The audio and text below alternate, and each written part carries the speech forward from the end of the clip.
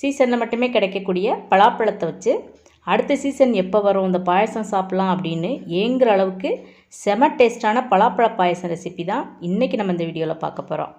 இந்த பாயசம் ரெடி பண்ணுறதுக்கு இன்றைக்கி நான் 1/2 கிலோ பலாப்பழம் எடுத்து வச்சுருக்கேன். பலாப்பழத்தில் உள்ளே இருக்க இந்த கொட்டையெல்லாம் எடுத்துகிட்டு நம்ம வந்து சின்ன சின்ன பீஸாக இந்த மாதிரி கட் பண்ணி எடுத்துக்கலாம்.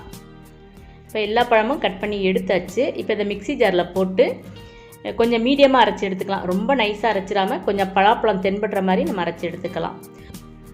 முழு பழத்தையும் நம்ம மிக்சியில் போட்டு அரைச்சோம்னா ஒரு சில பழம் வந்து ஒழுங்காக அரைப்பட்டிருக்கும், ஒரு சிலது வந்து அரைப்படாமல் இருக்கும். அதனால தான் நம்ம இந்த மாதிரி கட் பண்ணிவிட்டு அரைச்சி எடுத்துக்கிறோம். இப்போ நான் சின்ன மிக்ஸி ஜாருங்கிறனால 2 தடவை போட்டு எடுத்துக்கிறேன். இங்கே பெரிய மிக்ஸி ஜார்னால் ஒரே தடவை போட்டு எடுத்துக்கலாம். இப்போ அரைச்ச பலாப்பழம் எல்லாத்தையும் நம்ம இந்த மாதிரி ஒரு பவுலில் மாற்றி எடுத்து வச்சிடலாம். இப்போ நம்ம வந்து பாயசத்துக்கு தேவையான தேங்காய் பாலை வந்து ரெடி பண்ணி எடுத்து வச்சுக்கணும்.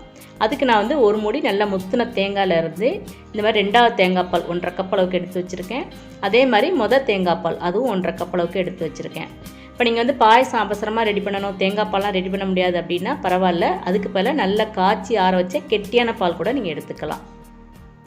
பாயசம் ரெடி பண்ணுறதுக்கு ஒரு அடிகனமான பாத்திரம் அல்லது இந்த மாதிரி ஒரு அடிகனமான கடாய் எடுத்துக்கலாம்.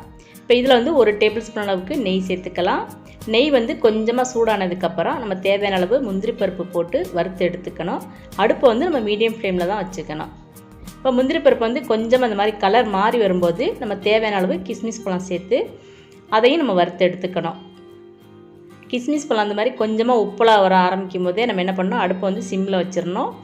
நம்ம வந்து அடுப்பை மீடியம் ஃப்ளேமில் வச்சு 2ஐயும் வறுக்க ஆரம்பிச்சிட்டோம்னா முந்திரி பருப்பு கிஸ்மிஸ் பழம் 2ம் சீக்கிரம் கலர் மாறி போயிடும். இப்போ கிஸ்மிஸ் பழம் எல்லாம் இந்த மாதிரி உப்பலாக வந்ததுக்கப்புறம் முந்திரி பருப்பு கிஸ்மிஸ் பழம் 2ஐயும் நம்ம நெய்யிலேருந்து வெளியே எடுத்துடலாம். மீதம் இருக்க நெய்யில் நம்ம தேங்காய் பல்லை வந்து வறுத்து எடுத்துக்கணும். தேங்காய் பல் அப்புறம் முந்திரி பருப்பு கிஸ்மிஸ் பழம் இது எல்லாமே வந்து அளவு நம்மளோட விருப்பத்துக்கேற்ப நம்ம வந்து எவ்வளோ வேணாலும் சேர்த்துக்கலாம். அடுப்பை வந்து இப்போ நம்ம மீடியம் ஃப்ளேமில் வச்சு தேங்காய் வந்து நல்ல கலர் மாற ஆரம்பிக்கிற வரைக்கும் வறுத்து எடுத்துக்கணும். பாருங்கள், நம்ம சேர்த்த தேங்காய் வந்து நல்ல கலர் மாறி வர ஆரம்பிக்கும் போது இப்போ நம்ம அடுப்பை வந்து சிம்மில் வச்சிடணும்.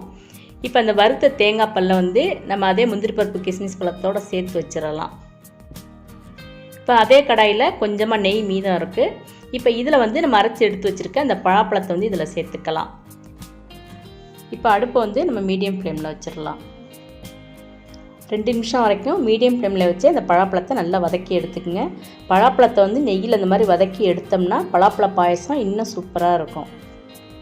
பழாப்பழத்தை வந்து நெய்யோடு சேர்த்து கிளற ஆரம்பித்து 2 நிமிஷம் ஆயிடுச்சு. பழாப்பழமும் நெய்யில் நல்லா வதங்கி வந்துருச்சு. இப்போ வந்து நம்ம அரைச்சி எடுத்து வச்சுருக்க அந்த 2வது தேங்காய் பழம் இது கூட சேர்த்துக்கலாம்.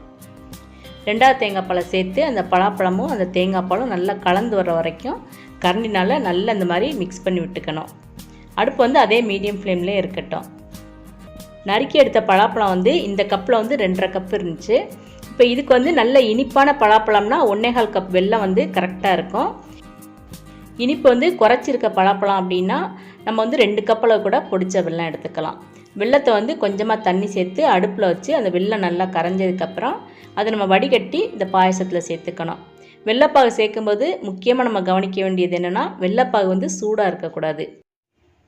ஏன்னா நம்ம சேர்த்த தேங்காய் பால் வந்து நல்லா சூடாக இருக்கும்போது சூடான வெள்ளைப்பாகு சேர்த்தோம்னா அந்த பாயசம் வந்து திறஞ்சு போயிடும். அதனால் 2ல் ஏதாவது ஒன்று வந்து சூடு குறைச்சி இருக்கணும். அப்போ தான் வந்து இந்த பாயசம் வந்து வெள்ளைப்பாகு சேர்க்கும்போது திறஞ்சு போகாது.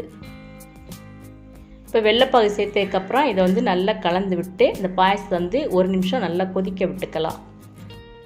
இந்த பலாப்பழ பாயசத்தோட ஸ்பெஷாலிட்டி நம்ம பாயசம் வைக்க ஆரம்பித்ததுலேருந்து முடிகிற வரைக்கும் அந்த பலாப்பழத்தோட வாசம் வந்து கம கமன்னு இருக்கும். அதே மாதிரி அதனோட கலரும் பார்த்திங்கன்னா இந்த மாதிரி நல்லா அட்ராக்டிவாக இருக்கும். இப்போ பாயசம் கொதிக்க ஆரம்பித்து 1 நிமிஷம் ஆயிடுச்சு. இப்போ இது கூட ஒரு சிட்டிகை உப்பு வந்து அந்த இனிப்பு சுவைக்காக சேர்த்துக்கலாம். இப்போ அதுக்கப்புறம் நம்ம அரைச்சி எடுத்து வச்சுருக்க அந்த தேங்காய் பாலை சேர்த்துக்கணும். தேங்காய் பால் சேர்த்த உடனேயே நம்ம வந்து அடுப்பை ஆஃப் பண்ணிடணும். அதுக்கப்புறம் நம்ம வறுத்து வச்சுருக்க அந்த முந்திரி பருப்பு கிஸ்மிஸ் பழம் தேங்காய் அப்புறம் ஒரு 4லேருந்து 5 ஏலக்காய் பொடி பண்ணது இது எல்லாத்தையும் சேர்த்து நல்லா கலந்து விட்டுக்கணும். அவ்வளோதான், சூப்பரான டேஸ்ட்டில் நம்மளோட பலாப்பழ பாயசம் வந்து இப்போ ரெடி ஆயிடுச்சு. நீங்களும் இன்றைக்கே இந்த பலாப்பழ பாயசத்தை செஞ்சு பாருங்கள். எப்படி இருந்துச்சுன்னு கமெண்ட்ஸில் சொல்லுங்கள். மறக்காமல் நம்மளோட கார்டன் அண்ட் ஹெல்த் சேனலை சப்ஸ்கிரைப் பண்ணிடுங்க. தேங்க்ஸ் ஃபார் வாட்சிங்.